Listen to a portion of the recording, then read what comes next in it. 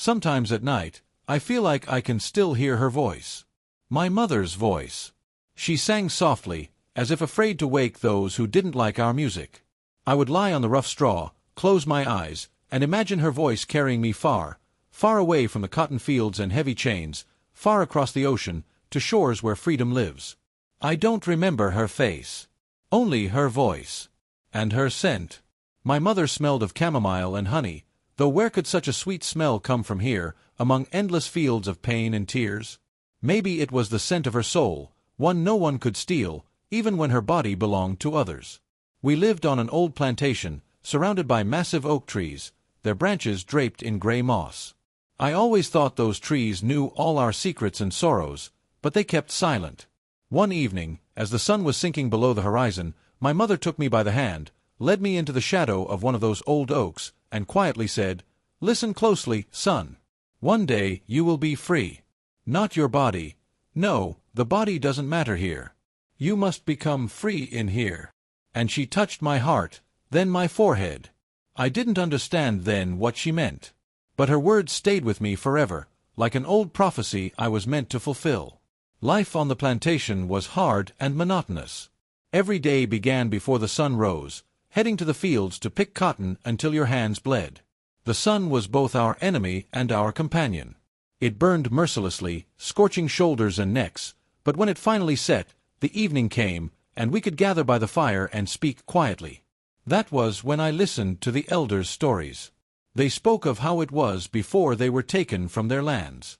They spoke of freedom, of lands filled with sunlight and kind spirits. One day, an old man named Eli, blind in one eye but with a mind clear as morning dew, told me words I never forgot. He said that within us is a piece of the home we lost, and as long as that piece lives, we will be stronger than any chains. But pain wasn't the only thing that filled our days. Sometimes, even in the hardest labor, I found comfort. It was a strange feeling, like becoming part of something greater, when my hands picked cotton and I heard the songs of the other slaves. These songs were prayers, were tears, and even defiance to those who called themselves our masters. Sometimes I thought the masters feared our songs more than our escapes. But there were dark nights, too. One night, something strange and frightening happened. I was still a boy then, barely 10 years old. I remember being woken by loud screams. When I ran outside, I saw the master's house engulfed in flames. Huge tongues of fire reached toward the sky, and the fire looked like a living creature, laughing and devouring everything around. People ran back and forth, shouting, carrying water, but nothing helped. The house burned to the ground, as if it were punishment for all the suffering caused by those who lived in it. But the strangest thing happened in the morning, when they sifted through the ashes. No one found the master. He had vanished, disappeared, and no one could say whether he was alive or dead. Some said it was the vengeance of our spirits, others claimed he had run away, frightened by something that came for him that night. That day, I first began to wonder about the mysteries woven into our lives, mysteries we could not understand. Who are we, truly? Why did fate bring us here? I stared at the charred walls and thought of my mother, of her songs, of old Eli's words. That was the day I first felt that there are things far stronger than chains, and they cannot be stopped, not by fire, not by beatings, not by fear. After the fire, everything changed. The new master was the brother of the one who had disappeared, a cruel man with cold eyes and heavy hands. He never smiled. His gaze was like the lash of a whip, and we quickly understood that whatever goodness had existed burned away with the flames. Now our days became even longer, and our nights were filled with anxiety and fear. But amid all that darkness, there were still moments of wonder, tiny sparks of hope that reminded us life went on even when it seemed that nothing was left but pain. It was on one of those days that I first saw her, a girl named Sarah. She appeared suddenly, brought in with a group of slaves from a nearby plantation. Her face was so gentle, it seemed someone had placed her here by mistake, in a world of dust and tears. She walked slowly, as if refusing to accept the place where she had been brought. I couldn't take my eyes off her. There was something strange in her, a kind of power that pulled me in and frightened me at the same time. We didn't speak for a long time. We just worked side by side. I could hear her breathing, soft sighs, and I saw the way her hands gently touched the cotton bolls, as if afraid to hurt them. There was a tenderness in her that even the cruelty of this world hadn't been able to touch. One evening, as the sun was nearly gone behind the fields, I finally dared to speak to her. I asked where she was from. Sarah looked at me with her large eyes and quietly said, "I come from a place where no one cries at night. There, people are free and can fly." I didn't understand her words, but I believed them instantly, because her voice sounded just like my mother's songs, soft and full of dreams. Our meetings were short, but every word stayed with me for a long time. Sarah was different. She spoke of strange things, things that were foreign and far from my world. She spoke of stars, as if she knew each of them by name, and of lands where no one was beaten, and no one cried from pain. With her, I felt my heart begin to breathe again. But one day, when we were supposed to meet again in the evening, Sarah was gone. I waited for her by the old oak tree where we always met, waited until night had fully fallen, but she never came. In the morning, I learned that she had been transferred to another plantation far from ours. I didn't even get to say goodbye. Something tore inside me, as if a part of me had been taken away. I wanted to scream, to run after her, to find her, but the chains were too heavy. That night, I couldn't sleep. I stared at the dark sky full of stars and asked God why He takes away even the smallest joys we have. Why He allows such things to happen, why He leaves us alone in this darkness. And then I remembered my mother's words, "Freedom must live here." I placed my hand over my heart, closed my eyes, felt the warmth, and understood. Sarah had left me with more than just memories. She had left me with hope and a dream. I made a vow to myself that I would one day find her, even if I had to cross the entire world to do so. Years passed, and the promise I had made to myself slowly dissolved into the hard days filled with labor and weariness. But one day, something strange happened. A new servant appeared in the master's house, a young woman with a child, a boy about 7 years old. This white child was not like the others. He often came to our quarters, sat beside us silently, as if listening to something invisible. One evening, he came up to me, looked me straight in the eyes, and quietly said words that sent chills across my skin. "You will leave this place soon." I saw it. I tried to smile, thinking it was just a child's fantasy, but his gaze was serious and deep, as if someone much older was speaking through him. "How do you know?" I asked. The boy didn't answer. He just smiled and went back to the house, leaving me completely unsettled. Who was this child, and why did his words sound so convincing, as if he truly knew my fate? This mystery settled deep in my heart and would not let go. I kept remembering his words and asking myself, could it be that someone really does know our future? What if God has a plan, and He sends messengers to remind us that hope is not lost?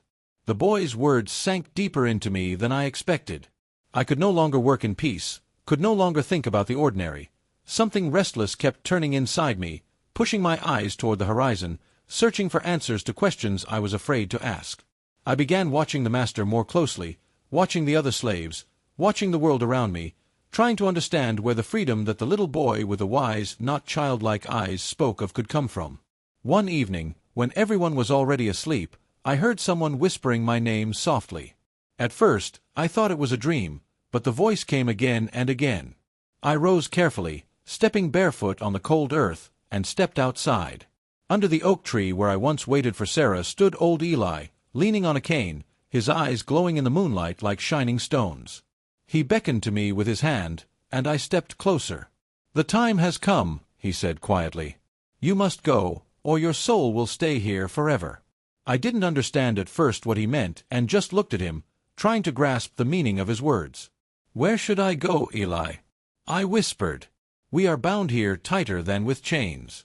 The old man smiled, and his smile was like a thin crack in the wall of darkness surrounding us.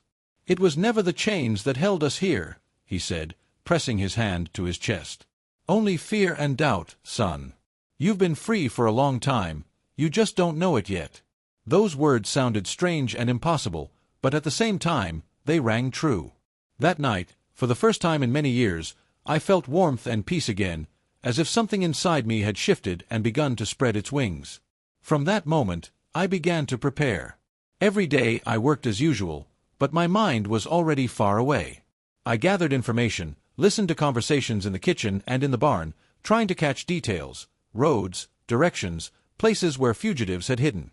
In the evening, I would come to the oak tree, which had become my silent companion, and quietly speak with my mother, with Sarah, with God, asking them to guide me, protect me from evil, and help me walk the path that had been meant for me. But fate always chooses its own time. And one day, it decided there would be no more waiting. It happened early in the morning, before I had opened my eyes, when I already smelled the smoke seeping through the cracks in the cabin. People screamed around me, and I ran outside. The barn that held the tools and the cotton was on fire. The flames rose high and merciless, devouring everything in their path. People ran in confusion, unsure of what to do, and the master, shouting and waving his arms, gave orders no one could hear. In the chaos, I saw the boy, the same strange white child, standing a little apart, looking straight at me, as if waiting for my decision. His eyes were calm and confident, and I knew this was the sign. I ran to him, crouched down, and asked, "What should I do? Where should I go?" He extended his hand and pointed to a narrow path between the trees, one I had never noticed before. "Go there. Don't stop," he said softly. "They won't see you unless you turn back." His words sounded mysterious and frightening, but I believed them, as I believed my mother's voice that still echoed inside me. I ran, not looking back. My ears roared, my heart pounded, and behind me were shouts and the crackling of burning wood. The path led me deeper into the forest, where the trees grew thicker and the sounds of pursuit slowly faded. I ran for a long time until I realized I was far from the plantation where I had been born and lived my whole life. Only then did I stop, breathing heavily, and listened, and heard silence. It was a different silence, not the one that lived between our walls and chains. It was the silence of freedom, and I couldn't believe it had happened to me. I sat down on the ground, leaned my back against a tree, and for the first time in many years, I let my tears flow. I wept not out of fear, not out of pain, but because I had finally felt how easy it is to breathe when no one owns your will, when your life belongs to you again. Freedom turned out to be both sweet and frightening. The forest was strange and endless, filled with sounds I had never heard before, the rustling of leaves, the whisper of wind, and the quiet steps of unfamiliar animals. I slowly adapted to this world, like a newborn opening their eyes for the first time. During the first days after my escape, I hid in dense thickets, avoided open spaces, and moved only at night. During the day, I lay still, listening closely, expecting at any moment to hear heavy footsteps and the voices of pursuers. But no one came after me. I was alone, left to myself and the freedom I had heard so much about, yet barely understood. One night, I stumbled upon a small cabin hidden among the trees. A faint light flickered inside, and I held my breath, staring at that trembling glow, trying to decide if I should trust it and go closer. In the end, hunger and exhaustion overpowered fear, and I cautiously approached the door. It was slightly ajar, and when I peeked inside, I saw an elderly woman with gray hair quietly stirring something in a pot over the fire. She looked up, stared directly at me, and smiled so calmly, as if she had long been waiting for me to arrive. "Come in, child," she said softly. "I've been waiting for you." I stepped hesitantly into the cabin. Inside, it was warm and cozy. The scent of herbs and bread reminded me of a home I had never known. The old woman poured me soup into a wooden bowl and handed me a piece of bread. I ate hungrily, feeling warmth spread through my body and something long frozen inside my soul begin to thaw. Her name was Rebecca. She told me she had been helping runaways like me for many years. She spoke little, but each word was filled with wisdom and kindness. From her, I learned that my freedom was not yet complete, and that the road ahead would be hard and long. One evening, as we sat by the fire, I told her about the strange child and his prophecy, about Sarah, and about my mother. Rebecca listened in silence, then said, "That child saw the truth, because pure hearts always see more than others. He saw your future, which begins here, now. But remember, freedom isn't about leaving. Freedom is about arriving where your heart calls you to go." Her words made me reflect again on who I was and where I was going. The next morning, Rebecca walked me to the road and pointed the way I needed to go. She placed a small pouch of herbs in my hand and said it would protect me from evil and harm. I set off, following her directions, and soon came across other fugitives. There were 4 of us, 2 men, a woman, and me. Together we continued onward, hiding in forests, crossing rivers and fields under the cover of night. Every step brought us closer to a place where we could be free not just in word, but in truth. One night, as we rested in an old barn, the woman with us quietly began to sing. Her voice reminded me of my mother's, of Sarah's, of all those voices that stayed behind but still lived inside me. I listened to her song and suddenly understood. Freedom wasn't only in the journey, or in the place we were heading toward. It was within us, in the voices we carried, in the memory no one could steal. We walked for a long time, for weeks and months. Sometimes someone left, sometimes someone new joined us, but we kept going, guided by the dream and the belief that another life awaited us ahead. And then one morning, after climbing a hill, we saw the river, and beyond it, the town Rebecca had spoken of. Our hearts beat faster, and we stopped, frozen with emotion, staring at the place we had longed to reach. I looked up at the sky, remembered the boy's words and my mother's voice, and understood that this path had always been meant for me. I had been walking toward this moment my whole life, ever since I heard my mother's first song. All that remained was to cross the river and take the final step. We stood on the riverbank, its current swift and strong, the water shimmering in the light of the rising sun, as if promising us something greater than just the other shore. I looked at the water and thought about everything left behind: pain, fear, chains, and the voices of those I would never see again. When we began to cross the river, the water was cold and powerful. It struck my chest, clung to my legs, as if trying to hold us back, to pull us into the past. I clenched my teeth, tightened my muscles, and moved forward, feeling the icy currents wash over me, cleansing not only my body but also my soul from everything that had once held me. At last, we made it to the opposite shore. The ground beneath our feet was solid, and the air felt different, as if filled with freedom. We stood there, breathing heavily, looking at the town that was now so close. But inside me, a strange emptiness suddenly stirred, a feeling like loss. Everything I had known, the life I had lived, was now behind me. I was free, but what did that mean now? In the town, we were received with kindness. People who knew Rebecca and others who helped fugitives welcomed us. They gave us shelter, food, and clothing. But the most important thing was that, for the first time, I could decide what to do, where to go, and who to be.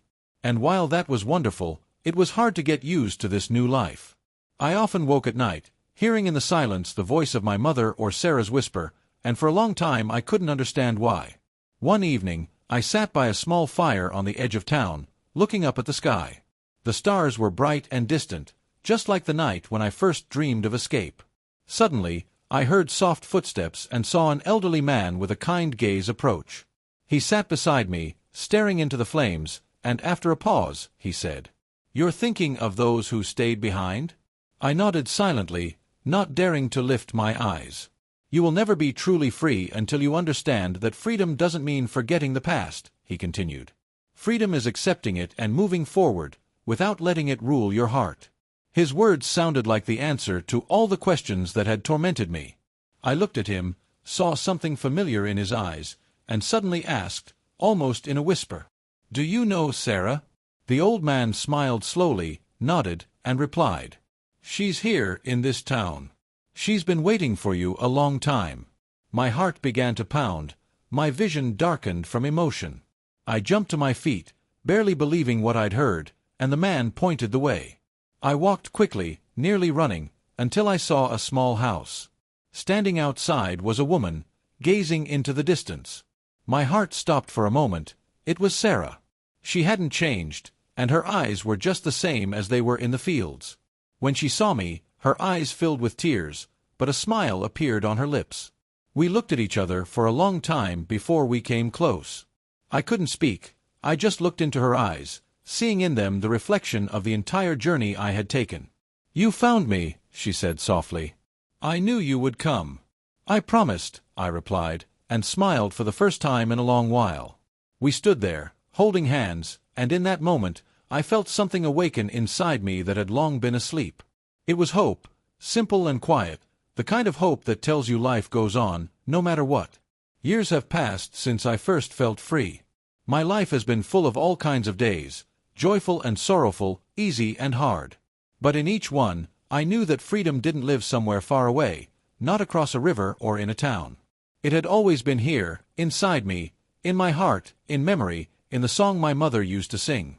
I'm telling you this so you'll know, there are no chains strong enough to bind a heart that believes in itself. There is no darkness so deep that it doesn't contain at least a small flame of hope. I ask you to remember our voices. Remember us, not as victims, but as those who carried their fire through dark nights and hard days. And if ever you feel alone or broken, remember my story. Remember that even in the deepest darkness, there is always a song that can lead you home.